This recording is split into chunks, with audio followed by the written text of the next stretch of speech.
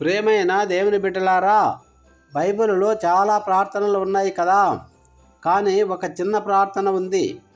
అది చాలా లోతైనది, చాలా జ్ఞానంతో నిండినది. ఈ ప్రార్థన చేసిన వ్యక్తి పేరు ఆగూరు.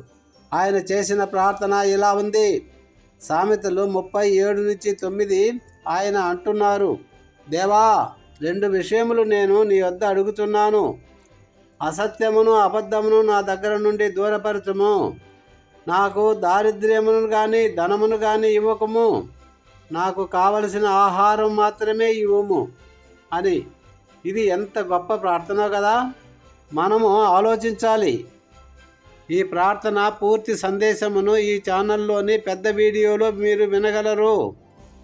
ప్రార్థన యొక్క అర్థం ఏమిటంటే, ఆగూరు దేవుని దగ్గర 2 విషయాలు అడిగాడు.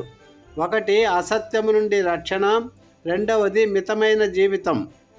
అతను ఇలా అనుకున్నాడు, నేను చాలా ధనవంతుడైతే దేవుణ్ణి మర్చిపోతాను, నేను చాలా పేదవాడినైతే దేవుని నామాన్ని అపహాస్యం చేయవచ్చు.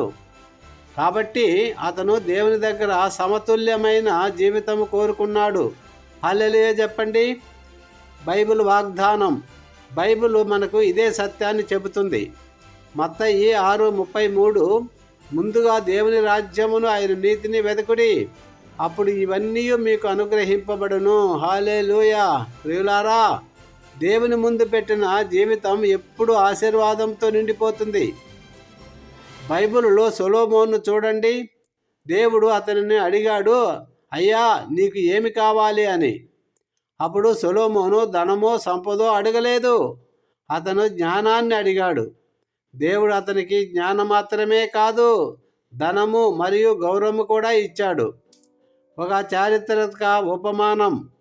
ఒక రాజు ఉన్నాడు. అతనికి అపారమైన సంపద ఉంది, కానీ అతని హృదయంలో శాంతి లేదు. ఎంత సంపద ఉన్నా అతను సంతోషంగా ఉండలేకపోయాడు. ఒకరోజు ఒక సాధారణ రైతును చూశాడు. ఆ రైతు చిన్న భోజనము తింటూ దేవునికి కృతజ్ఞతలు చెప్పాడు. అది చూసిన రాజు ఆశ్చర్యపోయాడు. అప్పుడు అతనికి తెలిసింది ఏమిటంటే, అయ్యా, సంపద కాదు ముఖ్యం, దేవునితో ఉన్న సంబంధమే నిజమైన ఆనందం అని గుర్తుకు చేసుకున్నాడు. ప్రియులారా, బైబిల్ మనకు ఒక హెచ్చరిక ఇస్తుంది.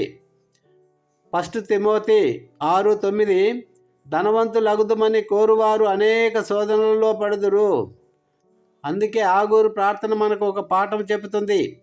అతి సంపద కూడా ప్రమాదకరం, అతి పేదరికము కూడా ప్రమాదం. దేవుని మీద ఆధారపడే జీవితం మాత్రమే సురక్షితం. హల్లెలూయా చెప్పండి.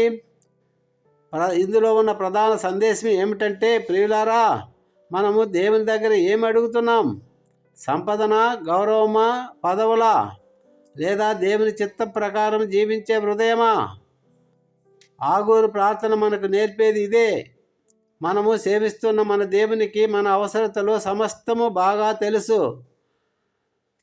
ముగింపు సందేశం ఏమిటంటే, మన జీవితంలో నిజమైన ఆశీర్వాదం ఏమిటంటే, దేవుని మీద ఆధారపడే హృదయం ఉండాలి.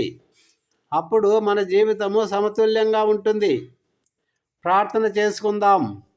ప్రియమైన పరలోకపు తండ్రి, ఆగూరు చేసిన ప్రార్థన మాకు కూడా నేర్పము.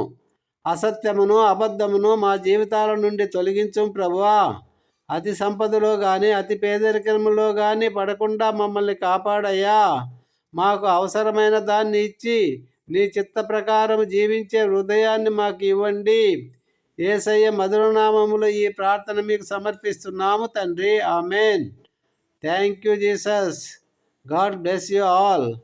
Have a good night.